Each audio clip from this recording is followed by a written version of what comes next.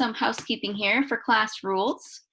Class rules wise, your owners are expected to maintain control over their dog. So don't let your leash go unless you're instructed to.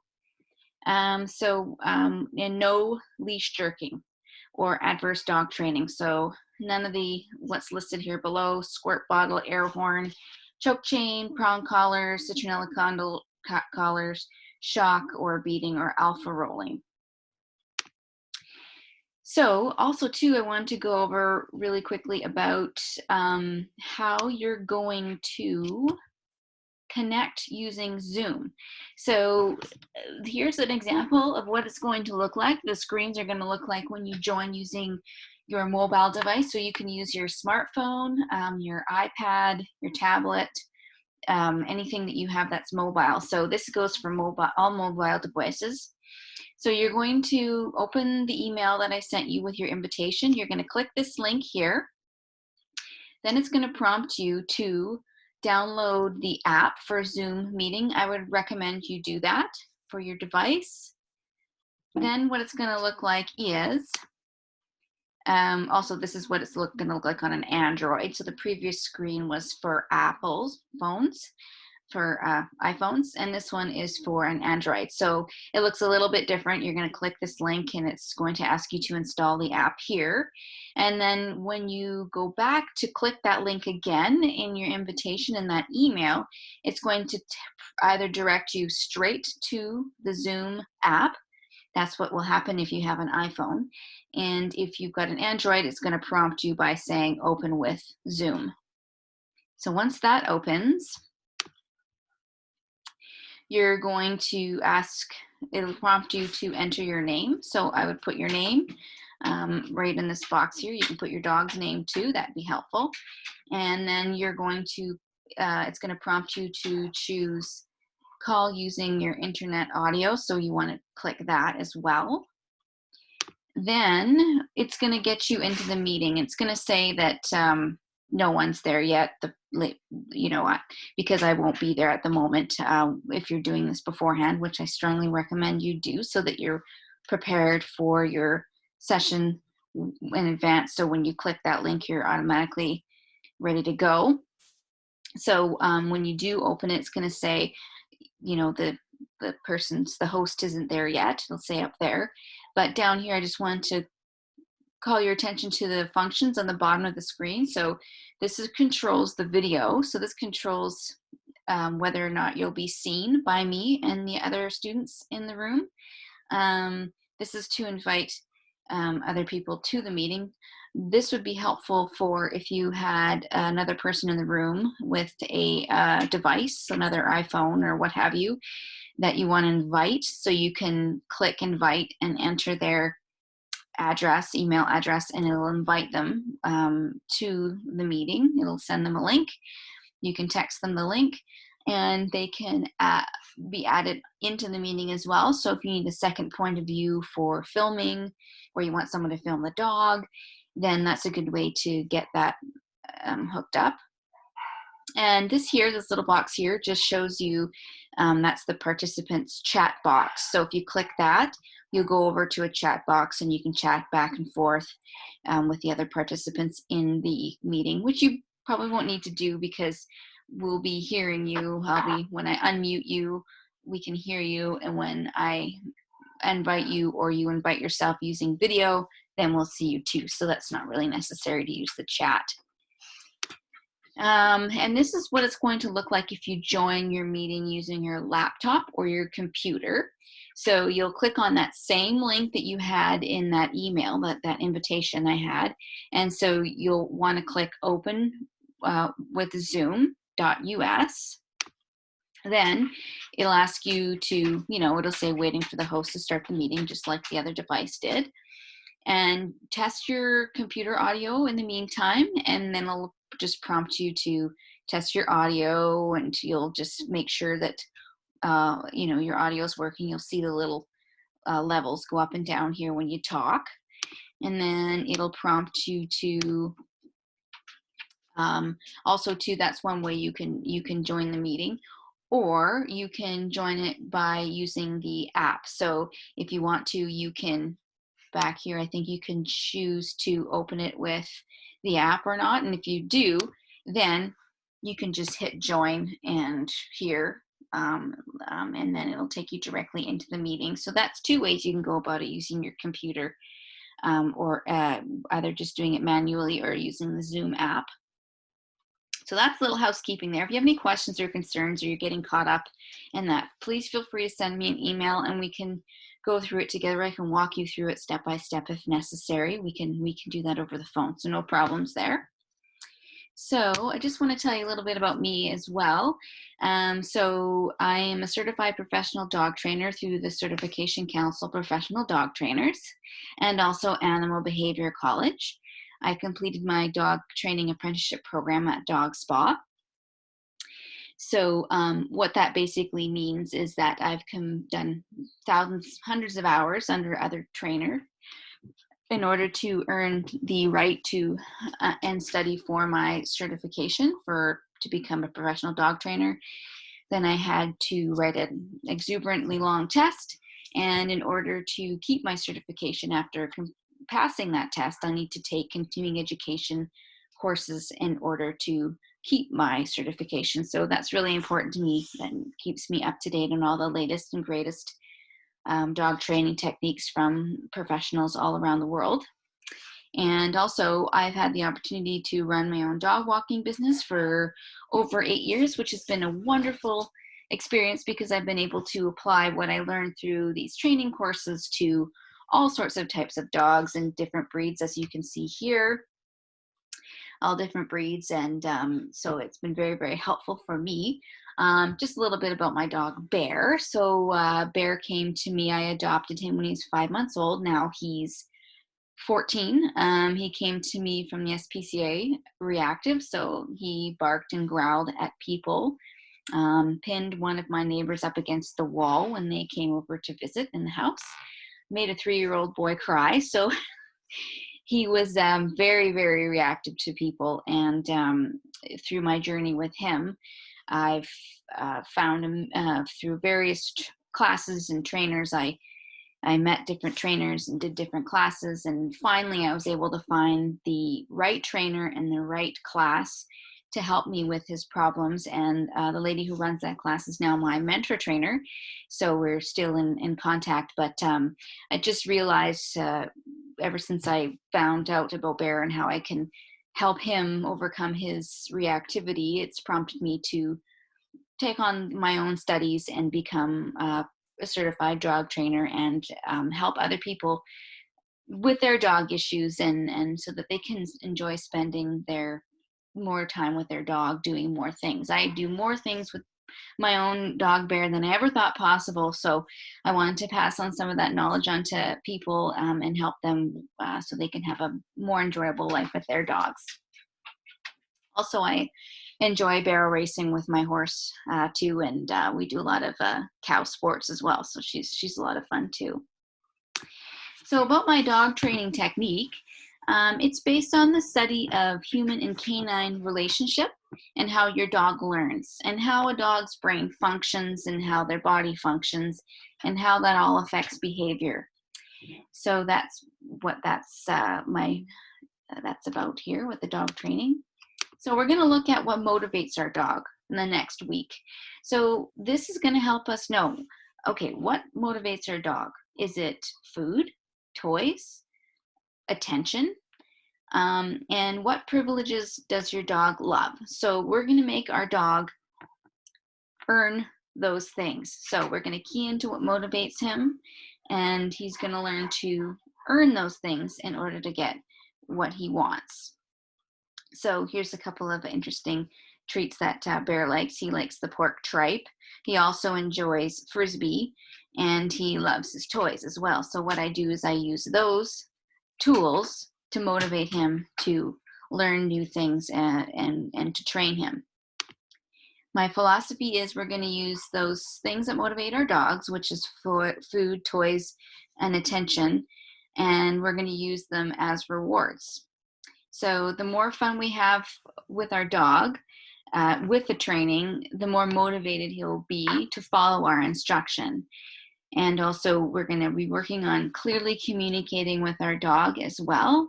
And so that our dog, it makes it easier for a dog to understand what's asked of him. So training results will depend upon on how accurate and consistent and diligent you are with the training, and you know, if your family or the rest of your family is implementing it as well. So basically, the more effort you put into training your dog, the better trained your dog will be and the faster your dog will be trained. So you might be wondering, okay, so how much time do I need to spend per week training my dog? Well, that's a great question.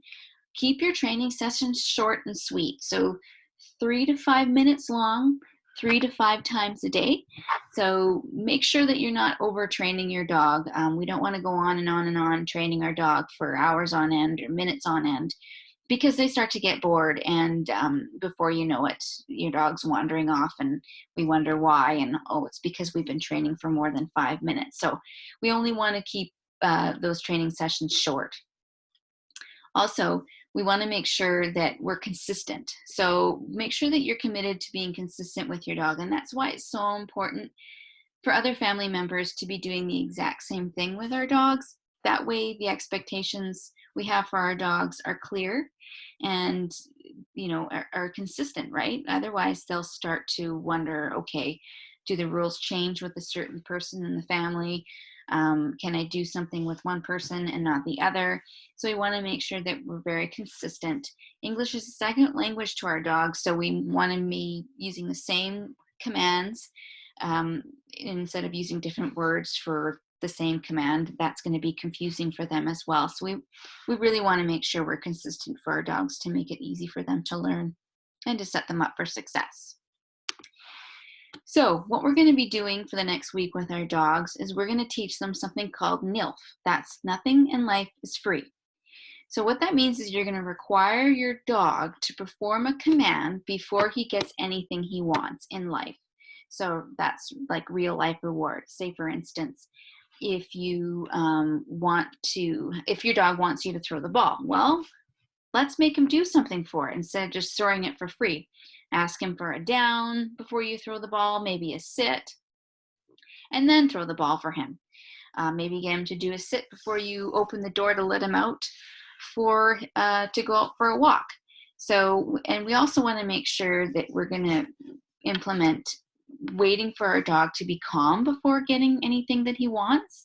That's really going to help him learn self-control and impulse control. So say, for instance, if he wants to see us and he's really excited and jumping up and down, then we're not going to want to pet him, right? And we're not going to want to give him attention at that time, because then we would be rewarding him for being excited.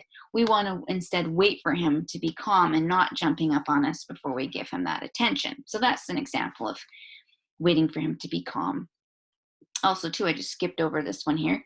We're going to use food and toys to bring our dog into position by luring them into a position to teach them what the word means. And, you know, like a sit, well, that means drop your butt on the floor. So we're going to use a toy. We're going to stick it on our dog's nose. We're going to tip it up in the air until his butt hits the floor. So those sorts of things we're going to, once his butt hits the floor, then he gets that toy, or then he gets that treat. Some of the powerful training tools that we have is control over what our dog wants, which is food, attention, and play. So I want you guys for the next week to hand feed your dog part or all of its meal. This is really good for building a nice strong bond with your dog and a connection, and it teaches them how to communicate with you. Say, for instance, if you're hand feeding your dog, you can ask them for a sit, then they get their food. You can ask them for a down, and then they get their food. So it's really a really good opportunity for practicing your training sessions, because if you think about it, if we're feeding our dog twice a day, that's 2 training sessions right out of the way. And our dog's earning their food and they're using their mind, which also tires them out more so than just, always doing physical running or exercise with them. So it's good to use their brains as well. Another powerful training tool we have is our energy. how we feel affects our dog. Oftentimes, they really pick up on our emotions and they end up reflecting our emotions as well. So be lighthearted if you make a mistake. We all need to make mistakes in order to learn. So, and that's how we get better at things, right? So don't worry too much about it. Try and laugh it off, and we'll through this course we'll be problem solving along the way. If you need some extra help, I'm here for you, so don't worry about that. And with practice comes confidence, right? So we'll be practicing together. So just some fundamentals for and techniques for training your dog. We're going to be making sure that we have a nice strong hold on our leash. There's going to be a video following this that'll illustrate this live. So we want to hold it firmly, but not so firm that we're having it wrapped around our wrist. That's going to cause us pain. So this is a nice way of holding our leashes in an accordion style here. And we want to also make sure that we're using gentle leash use. No popping or yanking on our dog's neck. What ends up happening with that is we can damage their thyroid, their trachea. We can cause extra pain in their neck and their back, which can cause additional problems physically later on and possibly behavioral problems because of the pain that they experience. They can also associate you yanking on their leash or pulling on them to anything in the environment that happens to be going on. So we really want to be careful about that, because the last thing we want to do is be pulling our dog away when they're meeting another dog, and then they might associate that pain with the dog or us, and then that also can create problem behaviors later on down the road. And we really want to be preventative about not creating problems for our dogs, so physically or behaviorally. So we're going to be learning a lot of gentle leash use in the class, and how you can use your other things, and like your voice and whatnot, and commands to help you keep a nice loose leash with your dog. Proper treat delivery is really important. We want to make sure that we're meeting the dog. So for those of you who have shorter dogs, you're going to have quads of steel here, because if we lean over and we drop that treat down like this, it can get our dog to jump up to get the treat, which we don't want. So we want to make sure we bend our knees, we bend at the waist, and we put that treat in the dog's nose in the dog's mouth quickly, so he doesn't have to jump up for it or grab for it. We also want to deliver that treat within 3 seconds, preferably 1 second. Our timing is really important in training. So if our dog gets something right, make sure to take out that treat and give that dog a treat as soon as you can. And depending on your dog, a good way to give them a treat is just like giving them a pinch of salt. So grabbing your treat, like putting it right on their nose. You can also put it in the palm of your hand and have them eat it as well. Whatever you're most comfortable and works best for your dog. So how we're going to train your dog. We're going to set you and your dog up for success. Each skill and command that you learn in this class is taught in stages. Each stage has steps to follow. Once you've completed the stage and all the steps in the stage, it's like putting pieces of the puzzle together, which means, say for instance, it's like math, right? Basically, you need to learn to take things in small steps before you get the bigger picture results, say like loose leash walking or coming when called. So we're really going to be meticulous about how we're training our dog in gradual steps, so that we're not skipping any or going too fast for our dogs. So we're setting them up for success. So just know that things are laid out in a way that will get you to your ultimate goal, which is what we're going to go over in class together. So if your dog gets stuck or isn't reliable in any particular skill, it means we need to go back a few steps, right? Go back a few stages and to a simpler version of the exercise, and make sure that we're not missing any pieces of the puzzle, or we've not skipped any steps. Every dog learns at different rates, so we're going to go at our dog's pace. Gradually, we're going to add distractions to what our dog learns. So we're not going to throw them in the deep end of the pool before we teach them how to tread water. And what I mean by that is we're going to teach them something in a low level distraction environment so they really understand it clearly, and then slowly add layers of distractions to that exercise so that they're not thrown into too much distraction too soon where they can't possibly do the exercise correctly. And just know that dogs don't generalize well. And what that means is if your dog learns something really well in the home and then you ask for it outside of the home, they might not do it as well outside of the home. So, and vice versa. Sometimes they'll do something really great outside of the home, then you ask to do it inside of the home, and it's like you're starting all over from the beginning.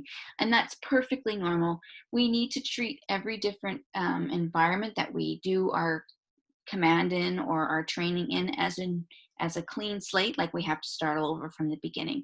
That's just how dogs are. They just don't generalize very well. They don't take one behavior and know to do it in all different environments. We need to take that into account too as well. So also, you're going to make sure you need, obviously you're going to need treats or your dog's favorite toy, depending on what motivates them.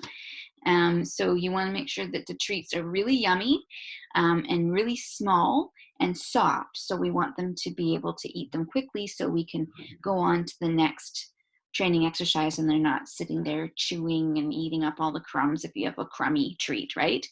So also consider not feeding your dog before your session as well. And have maybe a little bowl of water with you in where you'll be training your dog. So if your dog gets thirsty, he has a chance to drink some water. Some treats are, a little dry, and they like these little duck treats. You might have seen those. They're a bit dry, and it'll cause them to be thirsty. And we want them to be able to have a break and drink some water. So make sure that that's in the room there with you. Also, I would like you to think about for when we do the recall exercise, save a really special treat. So recall means, sorry, come when called. We want to save a really special treat for when our dog comes when called to us. So choose a treat that your dog only ever gets, and it's their favorite treat when they come when called. So just keep that in mind too for when we start doing our training sessions as well. So what you need for your class. So this is what you're going to need when we do our classes together online. So treats. We talked about having a novel kind just for coming to you. Your dog's favorite toy, a partner. This will be helpful for if you need someone to hold your camera for you, and also to participate in some exercises. Now, that's not necessary. We can get creative about that. You can always have something to prop your camera up to so that we can see you and your dog while we're doing the training session. And also we can work around using a partner for participating in the exercises, but it sure can be helpful. So if there's anyone that you can ask to help, that would be great. You're going to want to use a quiet room while we do our online sessions. Make sure to tell everyone in the family that it's happening. And so they're more than welcome to join as long as they want to participate and aren't a distraction to the training. Yeah, so make sure your smartphone is able to be propped up on something. Again, you can use that. You can use a second device by logging in using that same link to the meeting. So you can use multiple devices if you like. One where I see you, one where I see you and the dog, or even if you just have one device, it's totally fine. Just as long, maybe work the angle a little bit beforehand and make sure when you're using your phone, use it like this instead of this. This is a much better way to for everyone to see you. So, and you can just tilt it back and forth, maybe prop it up against something if you don't have anything fancy like a tripod or a partner. So yeah, we talked about using a second device, using that same link. You can join the Zoom meeting that way. Also, make sure you have your device handy too, or a second device, just in case you need any help connecting. Then we can communicate through text. So that make sure to have your phone with you as well. Another piece of equipment that you'll need is a long line. So you can purchase, these are some of my favorites here for a small dog and a large dog. Now, this isn't necessary for our very first session. You can always work around that by connecting several leashes together securely. We want to make sure that they're nice and secure. So give them a good tug, make sure they're nice and secure on your dog, because we don't want to lose them or anything like that. So you'll have to, I'll leave that up to you to make sure it's nice and secure. But I know Amazon is still shipping. So here are some of my favorites. This is really good for a small dog. This is the AUAP, the OAP, TAVW, dog training leash. So that's a fantastic leash for a smaller dog. And for a larger dog, we want something a little thicker and a little heavier duty in the clasp. So this one's a really great one too, OFKP long training leash. I recommend using, for a smaller dog, you can get away with the 33 feet. For a larger dog, I would choose something closer to 50 feet. But by all means, if 30 feet is a good start as well. But if you can get a 60 or 50-foot one for the training for when we do our recall together. Also, too, I just want to remind you guys, so for equipment for your dog as well. So we want to have a flat buckle collar. So just a regular collar, just like a belt you would put on yourself, or the ones that clip together, like when you're on an airplane. That flat buckle collar and a harness. So, or a harness, you don't have to have both, but either or is great. And just a regular 6-foot long leash. So no retractable leashes, those get tangled up and they can break. So we'll just use a regular around 6-foot long leash. So as far as how the class is laid out for you to take, basically what we're going to be doing is at the beginning of each online live session together through the Zoom video app there, we're going to review, so we're going to go over the training exercises that you will have learned from your video from the week before.